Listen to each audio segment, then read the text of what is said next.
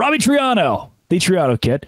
Okay. The Big 12 expansion wish list has expanded to meet 16 teams. And there it is, Locked On Big 12's mega expansion, mega wish list. It features schools like North Carolina, Louisville, Pittsburgh, Miami, even Virginia, Georgia Tech, and Washington State.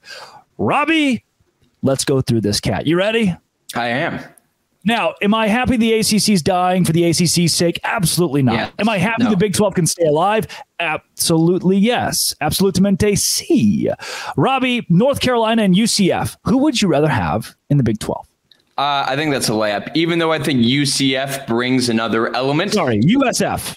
USF. My bad. Sorry about that. USF. No, even though I do love that they would bring another Florida school into the Big 12. I like going to Florida. I love Bradenton, Florida. That's where my dad has a condo. Great place. But no, UNC is the clear favorite here, not only for what they do on the basketball side of things, adding to an amazing conference, but football wise, hey, Mac Brown's their head coach. Kind of cool. Will he be there forever? No, but I trust UNC in that name brand. UNC is probably the one here that's the most unattainable. Maybe Miami, but UNC is pretty unattainable here. So because of that, I want UNC. Gonzaga, Virginia Tech. Ooh. I think the easy answer here is Virginia Tech. Obviously, Gonzaga brings the basketball side of things, which is awesome, to a league that is great. I really don't like either of these as additions to the Big 12, to be quite honest. Like Virginia Tech, that's just like a school that, passionate. State of Virginia, big state. Like they add that, but like what do they bring football wise? I think I immediately see them middle of the pack, below pack. And then basketball, what are they bringing? So Buzz honestly, Fuente, is Fuente still the football coach? I don't know. I don't know. Like that's how little I know about Virginia Tech, and that's also how little the public I think knows about Virginia Tech. Like I do believe ACC school, great, good to add, but like what is the value that they are bringing? If you can get Gonzaga basketball only, awesome. I don't think that's going to happen. I don't know the logistics of that. If it was basketball only, Gonzaga, but Virginia Tech not really moving the needle for me. So which one? I'll go with Gonzaga. I'll just go with Gonzaga. Wow, even though I immediately said no Gonzaga, I thought through it. Virginia Tech, I don't know what they are bringing to the conference. I know the eyeballs that they bring. I don't know the culture football-wise. What are they? What is their ceiling? I just think they're the definition of average. How about Oregon State and Louisville? This one should be simple. I think it's easy. It's Louisville. Not only for the basketball, you add a blue blood, another blue blood to the conference. I think football-wise, we've seen what they can do. They're in a nice area. I like Kentucky. I just like adding that part of the country. Oregon State, like they've had recent success, but their head coach just left. I don't know what. No, Oregon State does not move the needle for me. Give me Louisville. Pittsburgh or Tulane? See, I want to have a conversation about Pitt because out of all of the schools here, Pitt is the one that intrigues me the most because I believe in adding rivalries. And I think Pitt, West Virginia immediately becomes maybe 1-2 in the entire league. And I think that's an incredible rivalry to have those things in a league that is completely lacking on that. You get a major city like Pittsburgh, like obviously like not one of the major cities, but if you can say we have that area where there is a good group of fans, I like Pitt a whole lot. Tulane is on the come up, but to me, Pitt is like one of the schools here that I truly love for them. And on the football field, like Pat Narduzzi has created a culture of toughness, and obviously they haven't had the highest level of success, but I love what they would bring to this conference. Pitt to me is like maybe 2 or 3 of the school I'm most excited about on this list. Tulane nerds. UConn, Georgia Tech. I think UConn should already be in the Big 12.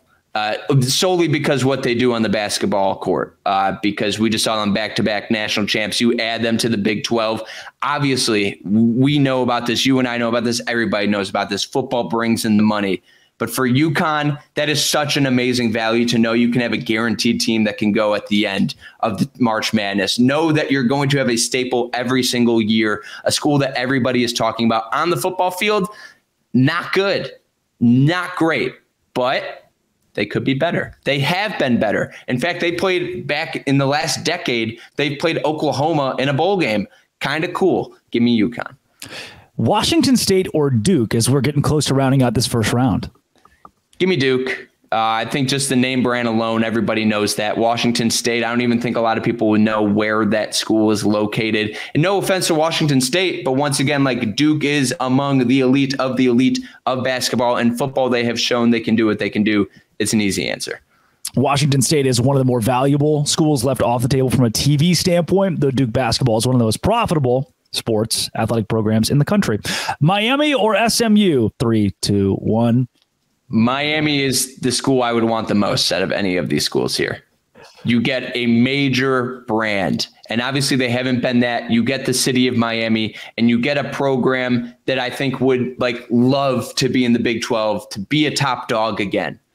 And I know there is money at Miami. I know there is. And I know for a fact out of all the schools here that this is the school that Brett Yormark would be licking his chops over the most, because he wants those eyeballs. He wants that area. Miami, to me, is the number one school out of all the schools here that I would want Brett Yormark in the Big 12 to get. Virginia and NC State, final matchup of round 1. Oh, man. These are two schools that I'm like, if we get them, cool. If the Big 12 gets it, cool. Give me Virginia here, only because I've been there. Beautiful campus, good football, or not good football. Good football.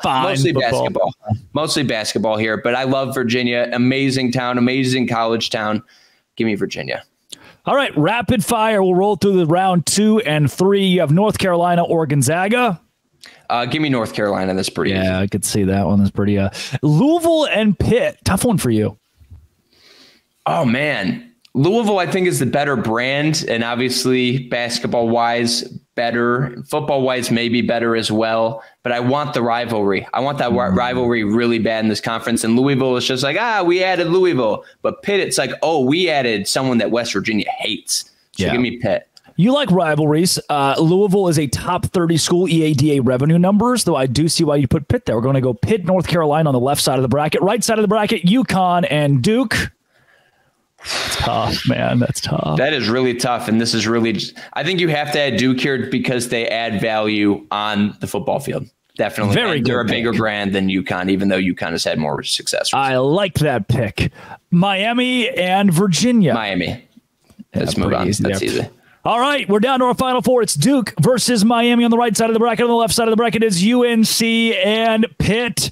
North Carolina, Pittsburgh. Oof. Well, Miami is moving to the championship round. I'm sorry, Duke. So you're taking out Duke. Okay.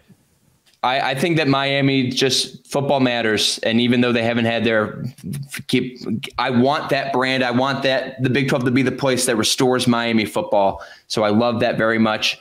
And even though I love Pitt and I love what they would add, if the Big 12 could get UNC, that is an absolute home run because it's an amazing brand here and amazing how much capital they have and control they have on not only the state of North Carolina, but also just basketball as a whole. People will tune in for that. People will tune into their football games as well. Jordan. All right. Finally, it's UNC. It's Miami. You'd rather have? I'd rather have Miami. All right. I love the brand. I love the potential of what they could be. I love their history. Give me Miami. See how much more fun expansion is when you make it a fun little game. When you get to play God. Fun. When you get to play God with brackets. I'm a simple man. Show me bracket. I get happy. Coming up, BYU loses out on the nation's #1 recruit to another Big 12 school. This is Locked On Big 12, part of the Locked On Podcast Network. Your team every day.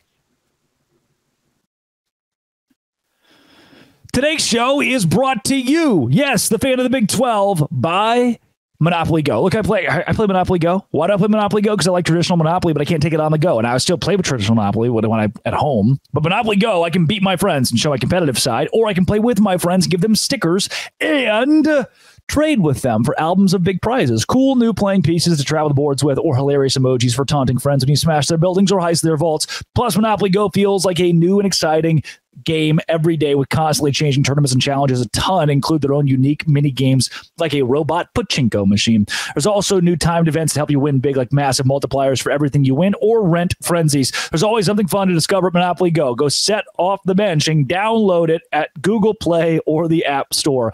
Game on with Monopoly Go. Today's show is also brought to you by Yahoo Finance. Very recently, I had to realize that I am 23 years old, and that means that I have to start doing my taxes. I've been doing my taxes, but I need to take a little bit more care with taxes. I didn't really know what that word meant. So I've used Yahoo Finance to actually put all of my finances in the same little pod together. I have an investment account with Schwab, a 401k with Fidelity. I've been using Yahoo Finance to consolidate them and see everything in one place. Let's get straight to the point. You want to grow your portfolio to deal with the rising cost of inflation, pay off your debt or your mortgage, pretty much anything standing in the way of you and financial freedom. With Yahoo Finance, you can get access to the news, data, and tools you need in order to help reach that financial freedom. For more than 25 years, Yahoo Finance has been the brand behind every great investor, their number one finance destination, producing a holistic look at the financial news cycle. YahooFinance.com for comprehensive financial news and analysis. The number one financial destination, YahooFinance.com. That is YahooFinance.com.